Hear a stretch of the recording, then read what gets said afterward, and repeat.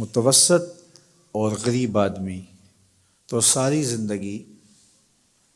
جس طرح کولو میں بیل جتا ہوا ہوتا ہے کام کاج میں جتے رہتے ہیں اور کمائی کر کر کے لوگوں کی ضرورتیں ہی پوری کرتے رہتے ہیں۔ ایک بیٹی کی شادی کی اور جمع شدہ پونجی اس پہ لگا دی، مقروض ہو گئے، پھر کچھ عرصہ قرضہ اتارتے رہے اور پھر اس کے بعد بیٹی کی شادی کی تیاری میں لگ گئے۔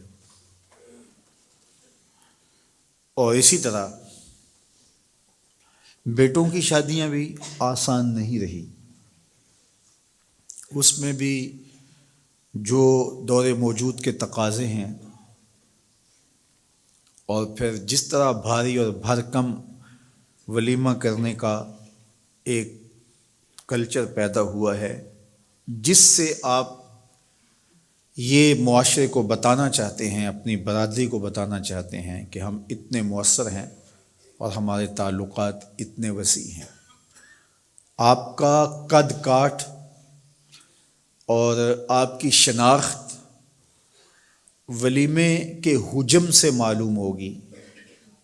شادی کی تقریب کے بڑا اور چھوٹا ہونے سے پتہ چلے گا کہ کوئی شخص کتنا معاشرے کا باوقار شخص ہے، جبکہ ماضی میں کسی شخص کے کردار سے پتہ چلتا تھا وہ کیسا شخص ہے، کسی کے رویوں سے سمجھ آتی تھی کہ وہ کیسا شخص ہے، اس کے کیے ہوئے وعدے بتاتے تھے کہ وہ کیسا شخص ہے، اس کی زبان کی سچائی، اس کا طرز زندگی، اس کا انداز معاشرت، اس کا طرز وفا بتاتا تھا کہ وہ کیسا شخص ہے۔ لیکن آج چونکہ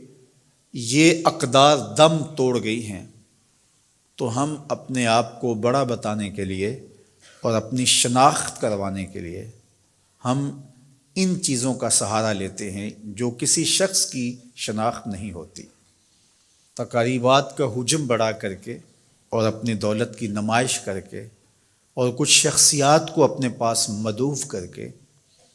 ہم یہ تاثر دینا چاہتے ہیں کہ ہم اس معاشرے کے انتہائی اہم شخص ہیں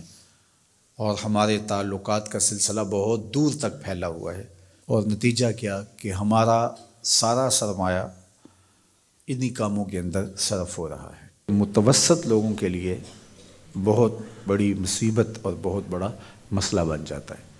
اور غریب آدمی بھی اس چکی میں پس رہے ہیں۔ یہ جہیز کا کلچر اور یہ لشکر کی صورت میں باراتوں کی آمد، گھر کے کچھ افراد اور کچھ ضروری لوگ اگر آ جائیں تو اس میں کوئی حرج نہیں ہے،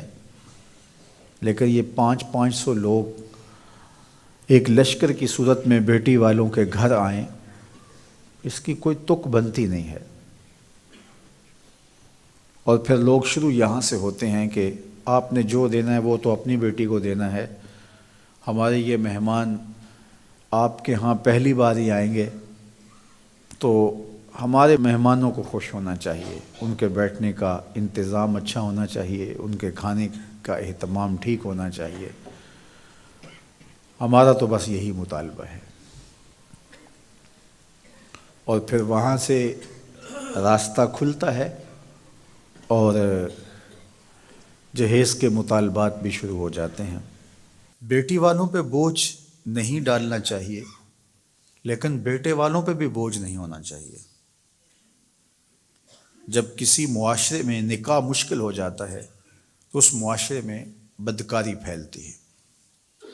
اس لیے نکاح کو آسان بناؤ تاکہ بدکاری کی طرف رغبت اور آسانی نہ ہو۔ ہمیں سادگی کے ساتھ نکاح کرنے کی تلقین کی گئی ہے، فرمایا نکاح اعلانیہ کرو اور نکاح کو مسجدوں میں منعقد کرو، اور بہترین نکاح وہی ہے جس پہ اخراجات بہت تھوڑے اور کم آتے ہیں۔